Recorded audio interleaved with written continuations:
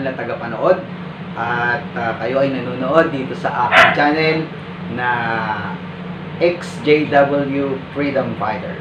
Ang mga videos po sa channel kong ito ay aking ginawa upang magbigay ng impormasyon may kaugnayan sa mga aral, kaugalian, paniniwala at paraan ng pamumuhay ng mga saksi ni Jehovah. Ito po ay upang ibigay ang kabilang panig ng mga issue may kaugnayan sa kanila, sapagkat kung sa side nila lamang tayo makikinig o kayo makikinig, ay maaaring hindi katotohanan ang inyong matutunan. So para po pantayin natin yung equation, kumbaga, akin pong inihaharap yung kabilang panig ng mga issue may kaugnayan sa mga pagtuturo ng mga saksi ni Jehovah. Yan po yung layunin ng aking channel. So tayo po ngayon ay nandito sa ikatlong bahagi ng aking pagtalakay may kaugnayan doon sa paniniwala ng mga saksi ni Jehovah at pag-utos mula sa kanilang lupong tagapamahala na bawal ang pagsasali ng dugo kahit na yun pa ay ikamatay ng kanilang mga miyembro. So doon po sa aking naunang dalawang video na akin pong ginawa noong buwan ng Enero na may pamagat na ang kasalanan sa dugo ng lupong tagapamahala, akin pong tinalakay doon yung mga pangyayari na nakita ko, karanasan sa aking mga kaibigan, mga kapamilya, may kaugnayan sa aral na ito ng mga saksi ni Jehovah na sila ay hindi nagpapasali ng dugo. So ito pong episode na ito may kaugnayan sa blood transfusion na bawal para sa mga saksi ni Jehovah kahit na pa kanilang ikamatay iyon, ay ang ikatlong bahagi ng aking pagtalakay sa paksang ito. Bueno po, para sa karagdagang mga detalye, para doon sa nauna ko ng mga video, nais ko pong ipaalam sa inyo mga mahal na tagapanood na ang hindi pagkain ng dugo ay isang batas na sinusunod hindi lamang po ng mga saksi ni Jehovah. Ito po ay sinusunod kahit ng mga relihiyon, pangkating relihiyon na hindi naniniwala sa Kristyanismo o sa mga aral ng mga religion na nagtuturo ng Kristyanismo. Tulad po halimbawa ng mga Muslim diyan sa relihiyon ng Islam, sa kanila pong pananampalataya ay bawal din nakainin ang dugo. At yan po ay nakasulat dun sa kanilang banal na libro, yung Quran. So, ang mga Muslim po ay hindi kumakain ng dugo. Bawal po yan. Yan po ay haram doon sa kanilang relihiyon. Subalit, ang mga Muslim po, kapag ka sila ay nagkakasakit, kailangan sila ay sumailalim sa isang major operation na kung saan ay kailangan silang salinan ng dugo o kaya sila ay na-aksidente sa isang sakuna, halimbawa sa daan, ay nagpapasalin po ng dugo ang mga Muslim. Yan po ang katotohanan tungkol sa bagay niyan. So para sa mga Muslim, yan po ay pagkarami-raming taong kaanib sa relihiyon yan, walang nalalabag na simulain o prinsipyo ang kanilang pagpapasali ng dugo at hindi iyon kasulungat ng kanilang paniniwala na hindi dapat kainin ang dugo. So, maiisip po natin yan, ano? Bakit kaya sa mga saksi ni Jehovah hindi sila nagpapasali ng dugo? Pero itong mga Muslim, hindi kumakain ng dugo pero sila ay nagpapasali ng dugo. Kulang kaya sila ng pagbubulay-bulay, may kaugnayan sa bahaging yan, aspetong iyan ng kanilang pananampalataya. So, hayaan na po natin na yung mga Muslim ang sumagot halimbawa at yan. Ngayon, ang isa pa pong malaking relihiyon sa daigdig na hindi rin kumakain ng dugo ay yung mga Hudyo. Lalo na po yung mga Orthodox Jews. Yan pong mga Hudyo na siyang angkan at pinanggalingan ng ating Panginoong Hesus ay bawal sa kanila ang kumain ng dugo. Sapagkat iyan po ay nakalagay doon sa kanilang banal na libro, yung Torah. na kung tawagin po natin na mga Kristiyano ay lumang tipan.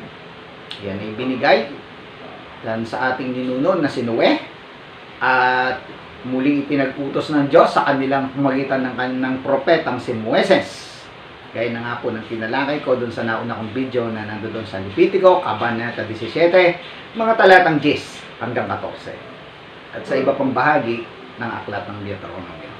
So, ang mga Hudyo po ay hindi rin kumakain ng dugo. Sa katunayan, sila po itong pinakamatindi ang seremonya dyan sa hindi pagkain ng dugo dahil itong mga Orthodox Jews ay talagang maselan doon sa kanilang mga karne na kanilang kinakain. Halimbawa po, yung steak.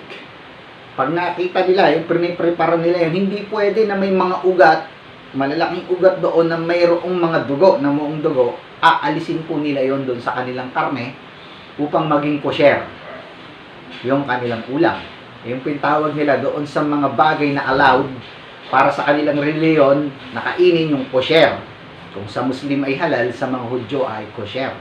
So, para maging kosher yung karne, dapat masiguro ng isang Hudyo na talagang wala siyang makita na mga ugat-ugat doon na maraming namuong dugo doon sa karne na kanyang gagawing ulam. Kaya aalisin niya po yun bago niya lutuin. At halimbawa po, yung isda, di po ba kadalasan doon sa likod na bahagi ng buto ng isda, may mga namuong dugo dyan. Actually, hindi po namuong dugo yun. Yun ay para bagang bone marrow, utak sa buto, kung ituturing natin. Yan din po, inaalis yan ng mga Orthodox Jews. So, ganun na lamang po katindi ang pagsunod ng mga Hudyo doon sa batas ng kanilang reliyon na huwag kumain ng dugo. So, balik, ang mga Hudyo pong ito, o ito pong mga Orthodox Jews, kapag sila ay ooperahan, o kapag sila ay na-aksidente, nasa kuna sila, at kailangang sali ng dugo, sila po'y nagpapasali ng dugo. Ano po ang sasabihin natin? Na ikinukompromiso nila yung kanilang pananampalataya? Natakot silang mamatay, kaya nagpapasalin sila ng dugo? Hindi po. Hindi lamang po maisip ng mga Hudyo o hindi sila makasang-ayon na yung pagpapasali ng dugo ay katumbas nung kautusan doon sa batas ng Diyos na huwag kumain ng dugo. So, para sa mga Muslim, para sa mga Hudyo, hindi kasalungat ng kanilang paniniwala na bawal kainin ng dugo ang pagpapasalin ng dugo. Tama po yun. At dumako po tayo sa mga pangkating Kristiyano. Ang mga saksi ni Jehovah lang po ba ang hindi kumakain ng dugo? Marami pong mga pangkating reliyon na dito sa Kristyanismo na hindi rin kumakain ng dugo. Kaya po kung sinasabi ng mga saksi ni Jehovah, sila hindi kumakain, hindi po totoo yan. Marami pong reliyon ang hindi rin kumakain ng dugo. Ngunit nagpapasali ng dugo. Halimbawa po, yan pong mga Seventh-day Adventist na galing dyan sa religion na itinatag ni Ellen G. White, yung kanilang founder, hindi rin po sila kumakain ng dugo. Yan po'y bawal. Subalit, nagpapasalin din po sila ng dugo kapag sila ay nasa medical emergency. At ganun din po, yung mga iglesia ni Cristo na lumitaw dito sa Pilipinas noong July 27, 1914, bawal din po sa kanila yung pagkain ng dugo at itinitiwalag din sa kanila yung mga kumakain ng dugo. Subalit, ang mga membro ng INC, kapag sila ay nagka-dengue, na-aksidente sa motor, o nagkaroon ng matinding severe anemia, o ano pa mang medical na sitwasyon na nangangailangan ng pagsasali ng dugo, sila po ay nagpapasali ng dugo. Bakit po? Takot din po ba yung mga INC na mamatay sila kung susundin nila yung batas ng Diyos? Hindi po. Hindi po takot yung lahat ng mga tao na binanggit ko dito sa mga religion na ito na ayaw kumain ng dugo. Hindi po sila takot mamatay dahil sa kanilang pananampalataya. Pagsunod sa kanila, kundi hindi lamang po sila makapayag na gaya ng sinasabi ng mga saksi ni Jehovah, ang pagpapasali ng dugo ay katumbas ng pagkain ng dugo. Hindi po iyon magkatumbas. Kaya po para sa lahat ng mga tao sa mga reliyong ito, hindi iyon magkatumbas. So, yan po ang background natin dyan. So, ngayon, dito po tayo sa mga saksi ni Jehovah. Binanggit ko na po yung mga technical na dahilan kung bakit hindi labag sa siyensya at sa sarili nilang mga pamantayan ay salusalungat at puno po ng butas yung kanilang pag-uutos tungkol dito sa kanilang pabago-bagong doktrina tungkol sa pagsasali ng dugo. Opo, pabago-bago kasi nung unang panahon po ay pwedeng magpasali ng dugo. Tapos mula noong 1945 to 1982, bawal yung lahat ng klase o yung buong dugo at lahat ng anumang sangkap ng dugo, bawal, ititiwalag ka. Pero mula 1982 hanggang sa paglipas ng maraming panahon, ay pwede na yung ilang maliliit na bahagi ng dugo. Pero yung pinakabago nilang aral, lahat ng maliliit na bahagi ng dugo ay pwedeng gamitin ng mga saksi sa kanilang medikal na pagpapagamot. Huwag lamang yung buo-buong apat na pangunahing sangkap sa kanila at yung buong mismong dugo. Ngunit tinalakay ko na po na very inconsistent yung kanilang mga aral na yan at hindi nila narinig mula sa Diyos yung utos, yung kanilang mga pinuno, yung utos na pwede na yung maliliit na sangkap ng dugo. Kasi po, very ano po yun very, sabi nga po ng ibang mga XJW, lunatic o kaya ridiculous. Bakit po? Kasi kung bawal yung buong dugo, pero yung lahat ng maliliit na sangkap ay pwede, alin po ang yung po ay lumilitaw na yung bumubuo doon sa kabuuang sangkap ay yung ding maliliit na bahagi ng dugo. Mayalin tulad po natin yan doon sa isang moral issue na halimbawa po, yung isang saksi ni Jehovah, bebentahan siya ng isang karnap na kotse. Karnap yung kotse, yung sasakyan. O, di nakaw. So, dahilan po dun sa simula ay may nakaw yon at mayroon ding kriminal na batas, yung anti-fencing law. Pero siyempre, sabi ng saksi, una yung gustong sundin, yung Diyos. Hindi niya bibilin yung buong kotse. Paano po kung ang ibenta sa kanya yung mga gulong lang ng kotse? Doon po sa kanilang pinakabagong doktrina ngayon na pwede yung mga sangkap, ay pwede niyang bilhin yung mga gulong ng kotse. O pagkatapos ngayon, ibebenta na naman sa kanya ng mga karnaper yung iba pang bahagi ng kotse, yung aircon ng kotse, yung aircon filter, at yung iba pang bahagi. O, yung chassis ng kotse, pwede. Pero pagka yung buong kotse, hindi pwede. Pero kapag kayo na pira-piraso, bahagi na, spare parts, mga parts na ng kotse, pwede. Ano po ang masasabi natin dun sa ganyang klase ng ng logic, reason na nandirito sa batas o aral ng mga saksi ni Jehovah na yung maliliit na fraksyon ng dugo pwedeng isalin, lahat yan pwedeng isalin o gamitin sa medikal na paggagamot sa isang pasyenteng saksi, pero yung buong dugo ay hindi pwede. Ganyan po iyan kakatwa at kawalang katuwiran. Pero ang masakit po dyan, hindi yan nakakatawang bagay sapagkat marami, gaya doon sa aking naunang video, ay marami yung nagiging biktima at ikinamamatay ng mga miyembro ng mga saksi ni Jehovah yang hindi makatuwiran, hindi makasiyensya at hindi makakasulatang batas o pag-uutos sa kanila na huwag magpasali ng dugo. Yan po ang nakalulungkot na bahagi yan. Mayroon nga pong kwento doon sa isa sa mga grupo ng mga XJW na kagaya namin kung gaano kalungkot itong pabago-bagong aral ng mga saksi ni Jehovah tungkol sa pagsasali ng dugo. Kasi po nangyari, diyan po sa mga saksi ni Jehovah, yung pinakabago nilang aral ngayon, pwede nang gamitin yung tinatawag na hemoglobin. Na nabanggit ko na rin po doon sa aking unang video, na bumubuo ng mga 14% doon sa total volume ng buong whole blood compound. So, ganito po yung nangyari doon sa isang kwento na nangyari sa Amerika. May magkapatid po na naaksidente doon sa kanilang kotse, car accident, na-engage sila sa isang car accident. At dumating yung mga magulang doon sa ospital, sabi ng mga doktor, ay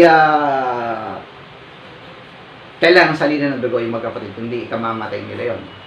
Sabay na po, naligtas yung isa doon sa magkapatid, pero yung isa ay namatay. Kasi sabi ko ng mga doktor, kung hindi yung buong dugo, pwede natin siguro salinan kahit yung hemoglobin, kasi ang kailangan dito, yung oxygen. Napakahalaga po kasi ng oksihino dun sa katawan natin, na yung nga pong halimbawa, isang taong nalulunod, oksihino rin ang nagiging problema niya, nadideplete yung oxygen. Doon lamang po sa yugto ng 5 to 15 minutes na wala kang oxygen, ay maaari mo nang ikamatay yun. So talagang emergency situation. Pero ayaw po nung mga magulang. Puntahan yung kanilang mga kongregasyon para patibayin yung mag-asawa na manindigan na huwag magpasali ng dugo. Kaya nga po, namatay yung isa sa kanilang mga anak.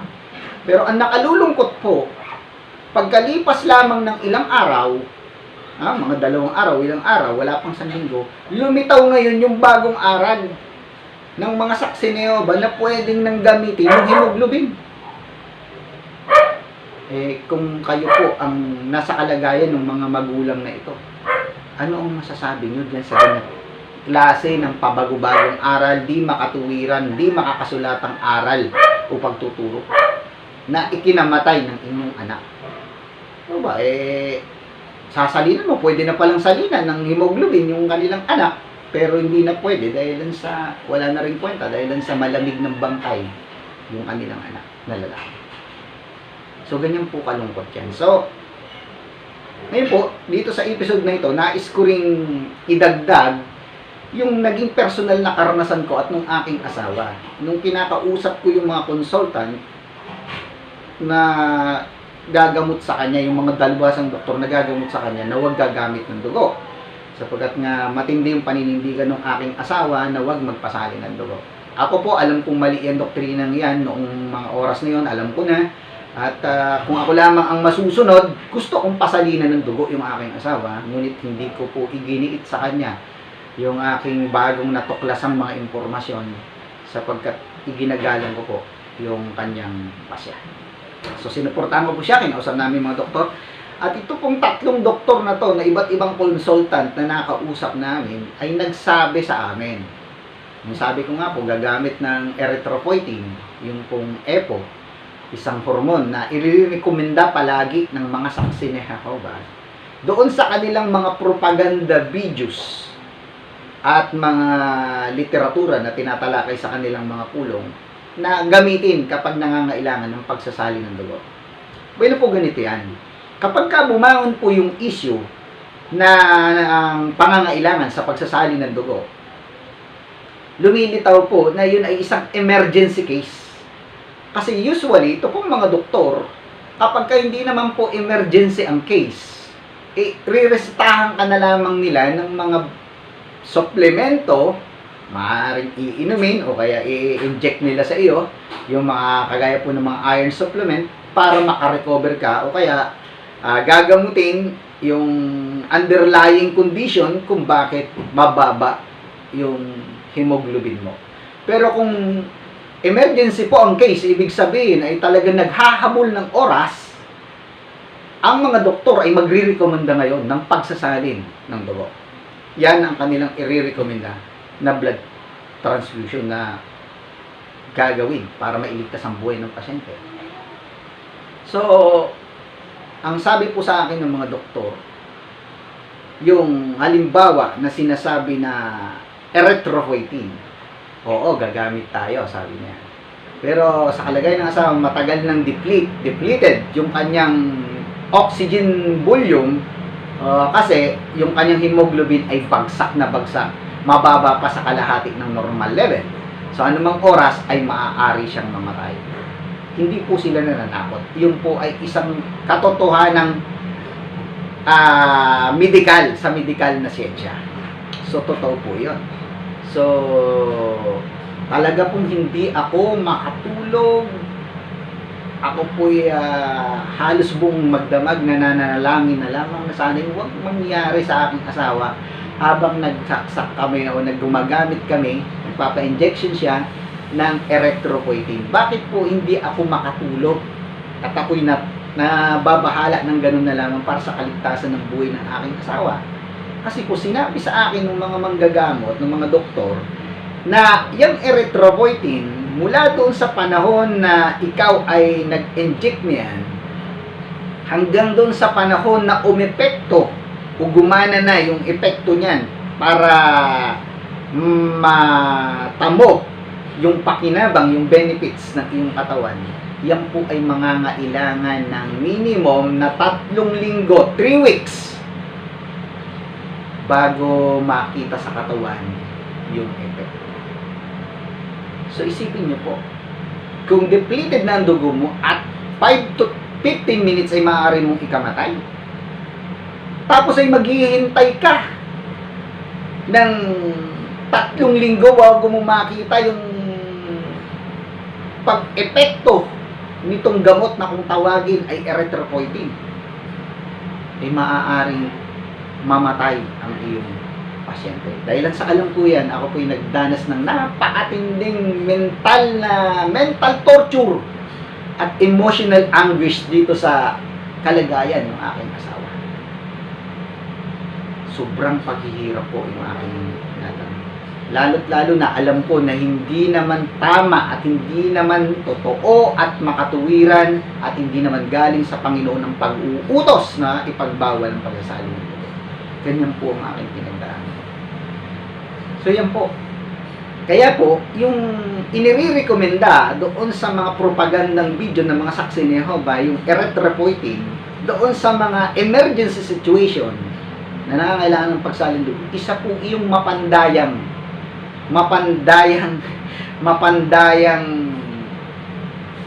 pagtuturo o propaganda na ikamamatay ng mga pasyente na nasa isang emergency kalagayan. Halimbawa po, siya ay na-aksidente sa motor at wala na siyang dugo, hindi po mapapakinabangan. Opo, hindi mapapakinabangan yung erythropoietin sa ganung mga sitwasyon. Matagal na pong bulok yung pasyente sa ilalim ng lupa bago gumana yung erythropoietin, sapagkat 21 days ang minimum bago iyan gumana, kumakita ang pagbabago sa katawan ng pasyente. So, mamamatay po yung inyong pasyente. At yun nga po, ano pa po yung isa na sinasabi ng mga saksi ni Jehovah dun sa kanilang mga propaganda video? Yan po ay yung sinasabi nila na blood substitute.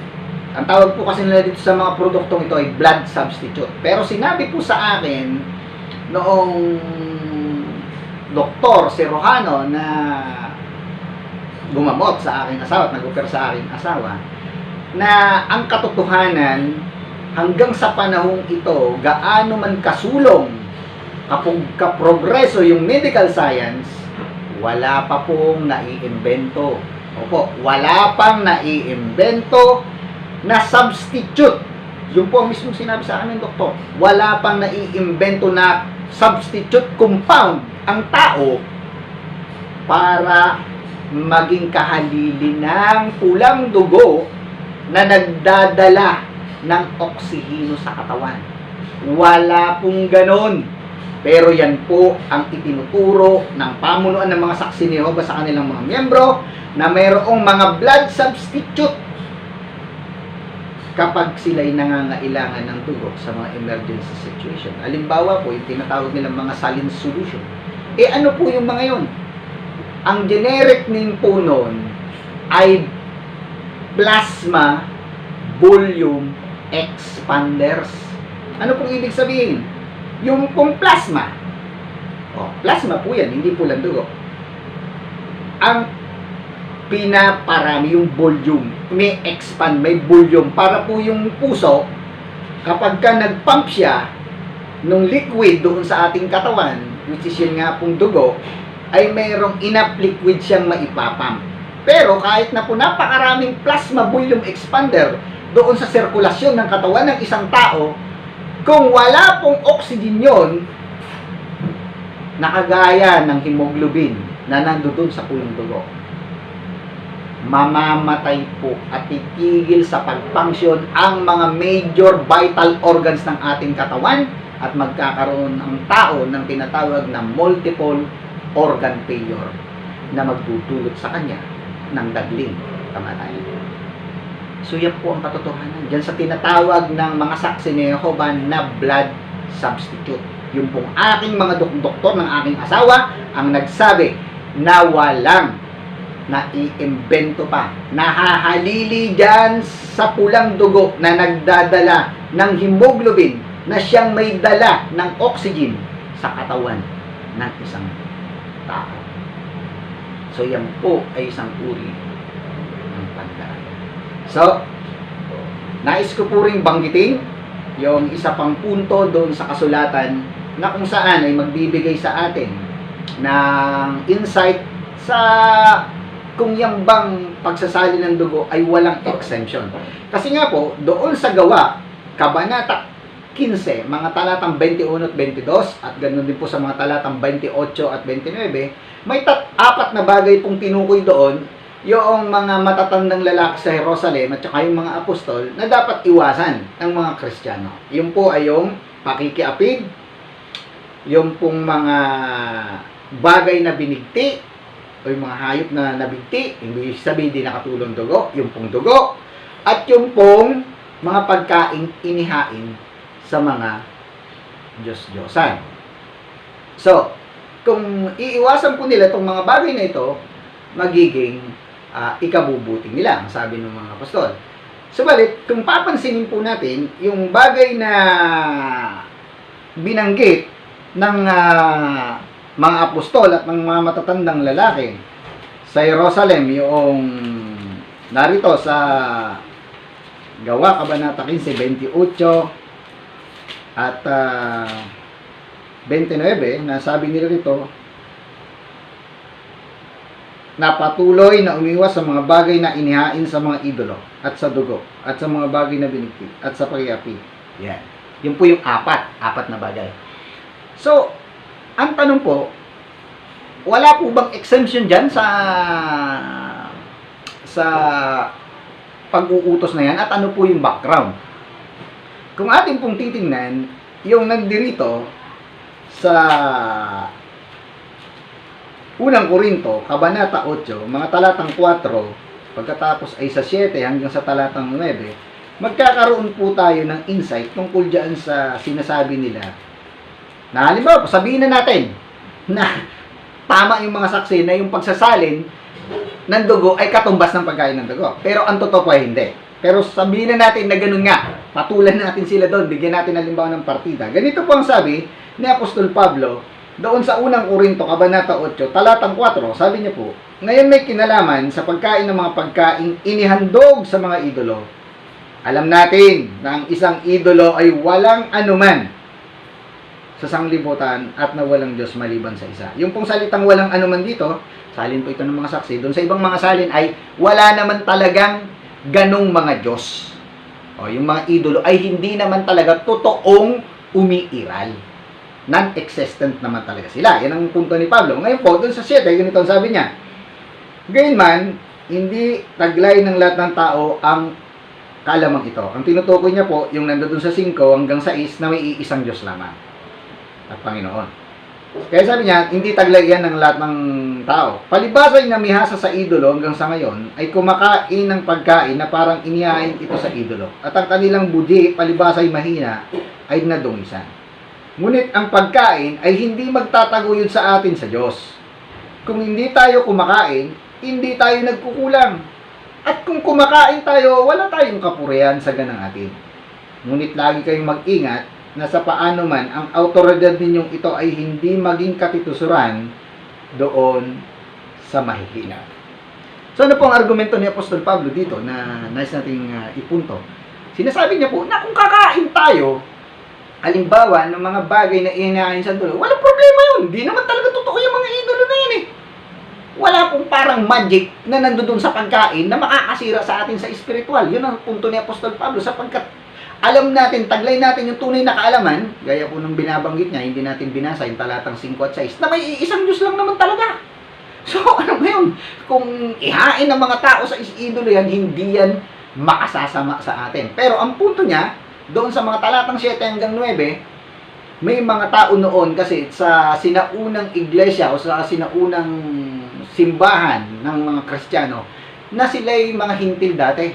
Ngayon, kung makikita niya yung isang Kristiyano na Hudyo, baka kumain siya at walang pakundangan, sige lang kain niya doon sa mga bagay na kahit inihain sa Diyos-Diyosan, ngayon baka matisod itong mga hintil. O kaya, yung sino man. Kaya ang punto niya po, bagaman may karapatan tayo, alam natin kung ano yung totoo dyan, iingatan natin yung budhi ng ating mga kapatid sa loob ng iglesia. Yun po ang pinakapunto niya. Kaya hindi po bawal, hindi niya ipinagbabawal dito yung pagkain ng mga bagay na hinain sa Diyos-Diyosan. At kung babasahin pa po natin yung mga sinasabi niya, may kaugnayan sa bagay nito sa mga talatang 10 ng unang Korinto pa rin, makikita po natin yan na walang kabuluhan, walang hindi mahalaga kung inihain yan. Ang mahalaga ay yung budhi ng mga tao na maaaring masugatan kung ang isa ay kumakain niya. So makikita po natin na yung pag-uutos tungkol dun sa mga pagkain inihain sa mga idolo ay may exemption. May kalayaan ng sinuman. Dito po sa pagpapasaling ng dugo na kung saan kasama iyon, wala pong exemption sa mga saksi ni Jehovah. Kapag ikaw ay nagpasalin, ikaw po ay i-disassociate nila. Yan. Bakit po disassociation na ngayon? Samantalang nung unang panahon ay pagtitiwalaan. Yung pong pangyayari sa bansang Bulgaria na kung saan ang gobyerno ng bansang Bulgaria ay ayaw nang irehistro bilang bagong i-renew yung status ng mga saksi ni Jehovah bilang isang rehistradong reliyon sa kanilang bansa. Ibig pong sabihin ay ma-outlaw yung kanilang religious organization doon. Ang dahilan po ng bansang Bulgaria sapagkat maraming mga mamamayan nila ang namamatay dahil doon sa pagtanggi na magpasalin ng dugo. Sapagkat sila mga miyembro ng mga saksi ni Jehovah. At ganoon din yung pagtanggi ng mga saksi ni Jehovah na mga Bulgarian doon sa pagsiservisyo sa hukbo. Yung pong tinatawag na military training. So, ang nangyari po, nagkaroon ng kaso at nagreklamo ang Watchtower sa Bulgaria sa magitan ng kanilang mga abogado para sila'y maaprubahan. Sila po ay dumulog sa isang international arbitrary forum. Ibig sabihin parang court. Yan po sa Europa. At namagitan po yung body na yon, council na yon, at nakarating din sila doon sa compromise na kung saan irirehistro ng gobyerno ng Bulgaria yung mga saksi niyo ba? Subalit, hindi na paparusahan ng pamunuan ng mga saksi ni Jehovah yung kanilang mga membro kung ito'y magpasya na magpasali ng dugo. Ano po ba yung parusa na ginagawa nung panahon na yon bago yung pangyayari na yan? Yung kanilang kasuhan ng gobyerno at ng mga saksi ni Jehovah. Ang parusa po ay ititiwalag. So, para sa kanila, hindi na nila ititiwalag kung magpapasalin man ng dugo o sasama sa military training yung kanilang mga membro. Pero, totoo po ba, naging tapat po ba yung Watchtower dyan sa kasunduan na yan nila na ginawa sa pagitan nila at ng government ng Bulgaria? Ang sagot po, for the record, ay hindi. Sapagkat hindi na nga po nila itinitiwalag yung kanilang mga miyembro na nagpapasaling ng dugo, subalit idinidisassociate naman nila. Kaya nga po ngayon, kung dati ang tawag doon sa proseso para patalsikin sa loob ng kanilang religion yung mga nagpasali ng dugo ay disfellowshipping, ang proseso po ngayon na ginagamit ng mga elder o ng Watchtower sa kanilang mga miyembro ay disassociation. So, magkaiba po ba yun? Magkaiba lamang po ang tawag, pero ang epekto at ang pagtatakwil na ginagawa ng kanilang organisasyon at mga kaanib doon sa loob, doon sa isa na na-disassociate, ay pareho lamang po doon sa mga itiniwala, itinatakwil. So, ganyan-ganyan po ang sitwasyon ngayon sa mga saksi ni Jehovah, may kaugnayan dyan sa usapin ng pagbabawal nila sa pagsasali. Hanggang dito na lamang po. At sana po ay manatili tayong ligtas sa buong araw. Salamat po sa panonood.